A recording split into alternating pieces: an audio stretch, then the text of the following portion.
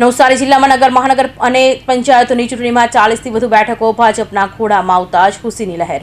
નવસારી જિલ્લામાં નગર મહાનગર અને પંચાયતોની ચૂંટણીમાં 40 થી વધુ બેઠકો ભાજપના ખોળામાં આવતા ગુજરાતના આદિજાતિ મંત્રી અને ગણદેવીના ધારાસભ્ય નરેશ પટેલ બિનહરીફ જીતે મુદ્દે અપાવી પ્રતિક્રિયા આપતા બિનહરીફ જીત મેળવનાર ભાજપી ઉમેદવારોને અભિનંદન આપ્યા હતા। નવસારી જિલ્લા પંચાયતની 6 બેઠકો અને બિનહરીફ થઈ છે। નવસારી મહાનગરપાલિકાની 3 બેઠકો બિનહરીફ થઈ છે। જિલ્લાની 6 તાલુકા પંચાયતોમાં 11 બેઠકો બિનહરીફ થઈ છે અને ગણદેવી નગરપાલિકાની કોંગ્રેસની 18 બેઠકો ઉપર મેન્ડેટ સમય મર્યાદા ન પહોંચતા રદ થયા છે। કોંગ્રેસ સાથે જ ગણદેવી નગરપાલિકામાં 21 બેઠકો થઈ બિનહરીફ થતા આદિવાસી જિલ્લામાં 40 થી વધુ બેઠકો બિનહરીફ થવાની ઘટના ઐતિહાસિક ગણાવી છે। નમસ્કાર। આજે નવસારી જિલ્લા ભારતીય જનતા પાર્ટી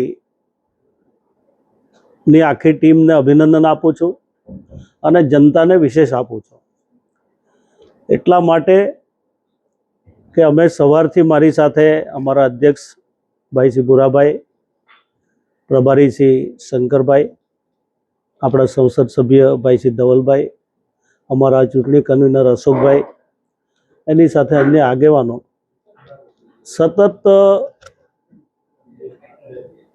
ચર્ચામાં હતા, લોકો સાથે પણ ચર્ચામાં હતા અને અત્યાર સુધીમાં જે રીતે મને માહિતી મળી છે એ પ્રમાણે 40 થી વધારે લોકો બિનહરીફ થયા છે।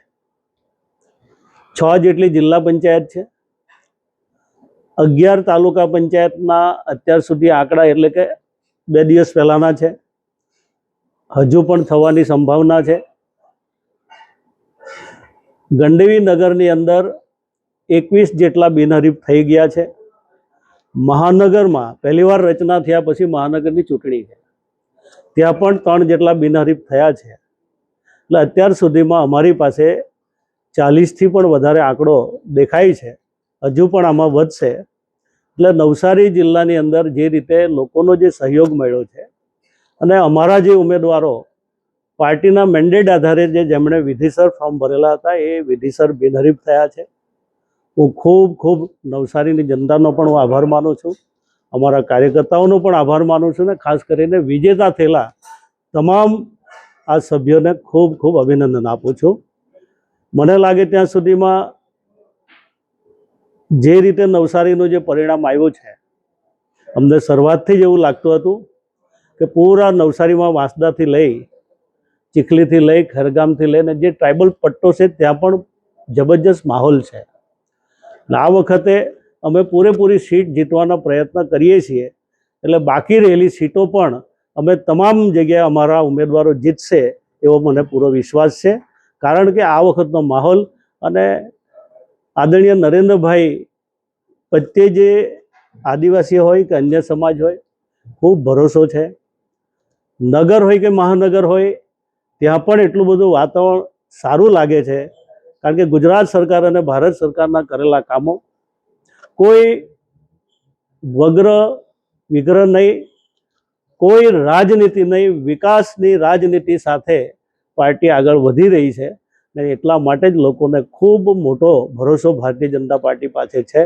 એટલે જ આ 40 થી પણ વધારે બિનહરીફ થયા છે। એટલે હું ફરીવાર અમારું શીર્ષ નેતૃત્વનો પણ આભાર માનું કે જે રીતની જે ભારતીય જનતા પાર્ટીની જે અમારી પરંપરા પ્રમાણે સ્કૂટીની થયા પછી જે અમારું ભારત સરકાર અને ગુજરાત સરકારનું જે શાસન છે, માનનીય મુખ્યમંત્રી શ્રી ભૂપેન્દ્રભાઈ અને હર્ષભાઈની પણ જે મહેનત છે, આદરણીય CR પાટીલ સાહેબ આજ વિસ્તારના સંસદ સભ્ય છે, ભારત સરકારમાં કેબિનેટ મિનિસ્ટર છે, આ બધા લોકોના પ્રયાસના કારણે પક્ષીય ચૂંટણીમાં 40 થી પણ વધારે બિનહરીફ થાય એ મને લાગે ત્યાં સુધી આ ઐતિહાસિક ઘટના કહેવાય આ નવસારી જિલ્લા માટે। એટલા માટે સૌને હું અભિનંદન આપું છું।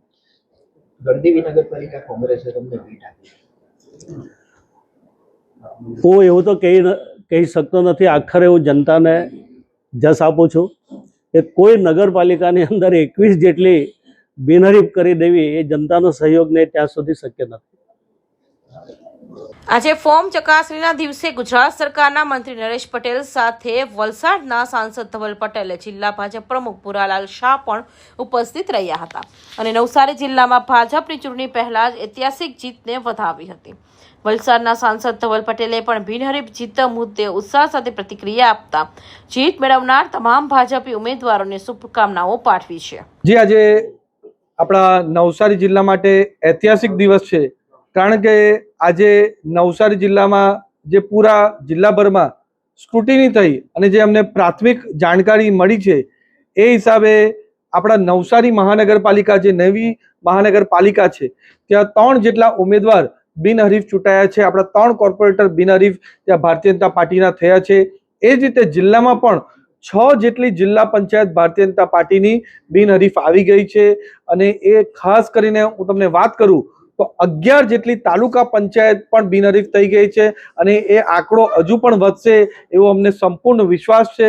અને ગંડેવી નગરપાલિકા ત્યાં હમણાં જો અમને પ્રાથમિક જાણકારી આવી છે એમાં 21 જેટલા અમારા કાઉન્સિલરો ત્યાં બિનહરીફ ચૂંટાયા છે. એ આપણા નવસારી અને ગુજરાતમાં એક ઇતિહાસ સર્જવા જેવું આજે વાત છે કે 40 થી વધારે ભારતીય જનતા પાર્ટીના ઉમેદવારો બિનહરીફ થયા છે અને આજથી પણ આંકડો વધવાનો છે. આ બતાવે છે કે લોકોને આપણા પ્રધાનમંત્રી મોદી સાહેબ, દેશના ગૃહમંત્રી અમિત શાહ સાહેબ અને ખાસ કરીને ગુજરાતમાં આપણા મુખ્યમંત્રી એવા ભૂપેન્દ્ર પટેલ સાહેબ, આપણા ઉપમુખ્યમંત્રી હર્ષભાઈ, પ્રદેશ પ્રમુખ અમારા જગદીશભાઈ વિશ્વકર્માજી અને ખાસ કરીને નવસારીમાં આપણા નવસારીના સાંસદ અને કેન્દ્રીય જલશક્તિ મંત્રી CR પાટીલ સાહેબ, આપણા નવસારી જિલ્લાના જ એવા કેબિનેટ મંત્રી નરેશભાઈ, અમારા નવસારી જિલ્લાના પ્રમુખ ભૂરાભાઈ, શંકરભાઈ અમાલિયાર, અમારા પ્રભારીશ્રી, બધાની પર લોકોને કેટલો વિશ્વાસ મૂક્યો છે એના કારણે 40 થી વધારે બિનહરીફ આજે થયા છે. અને જ્યારે 26મી તારીખે વોટિંગ થશે અને 28મી તારીખે કાઉન્ટિંગ થશે અને જે રીતનો માહોલ અમે કેમ્પેનમાં હમણાં જોઈ રહ્યા છે, લોકો પૂરેપૂરી રીતે ભારતીય જનતા પાર્ટીને સમર્થન આપી રહી છે, મોદી સાહેબને સમર્થન આપી રહ્યા છે, અમારા ઉમેદવારોને સમર્થન આપી રહ્યા છે. એ જોતા અમને લાગે છે કે નવસારી જિલ્લામાં પણ ભારતીય જનતા પાર્ટીનો ભગવો લહેરાવાનો છે, મોટો પ્રચંડ વિજય ભારતીય જનતા પાર્ટીનો થવાનો છે.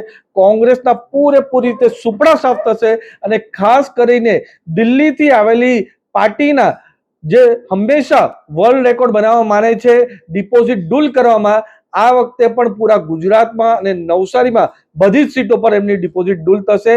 અને અમે લોકોમાં જે અમારી પર વિશ્વાસ મૂક્યો છે, ચાહે જિલ્લા પંચાયત હોય, તાલુકા પંચાયત હોય, મહાનગરપાલિકા હોય કે નગરપાલિકા હોય, એ વિશ્વાસ અમે કાયમ રાખશું અને સારામાં સારું વિકાસનું કામ અમે બધા સાથે મળીને કરીશું. ધન્યવાદ. વધુમાં સાંસદ ધવલ પટેલે કહ્યું હતું કે હાલની સ્થિતિ જોતા કોંગ્રેસના સુપડા સાફ થશે. દિલ્હીથી આવેલી પાર્ટી ડિપોઝિટ કુલ કરવામાં રેકોર્ડ બનાવ્યો છે, એની પણ ડિપોઝિટ ડૂલ થશે. લોકોએ અમારી ઉપર વિશ્વાસ મૂક્યો છે, જેમાં જિલ્લા તાલુકા પંચાયતો, નગરપાલિકા અને નવસારી મહાનગરપાલિકામાં એ વિશ્વાસ અમે કાયમી રાખીશું અને જિલ્લામાં વિકાસના કાર્યોને તમામ સાથે મળીને કરીશું. Bureau report, Hind TV news, Surat.